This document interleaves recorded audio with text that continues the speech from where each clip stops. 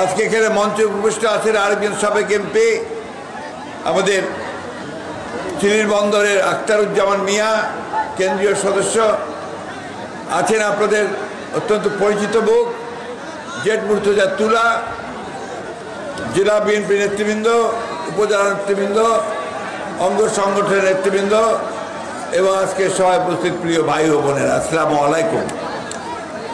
আমি আপনাদের কাছে প্রথমেই ক্ষমা চাই এই জন্যে যে আমি একটু বসে কথা বলছি, কারণ শরীরটা ভালো নাই, তো বয়স হয়ে গেছে, না বুড়া হয়ে যাচ্ছু।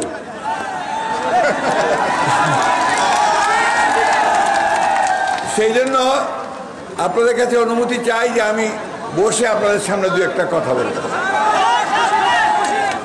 আমি প্রথমেই আপনাদেরকে আন্তরিক ধন্যবাদ, কৃতজ্ঞতা, অভিনন্দন জানাতে চাই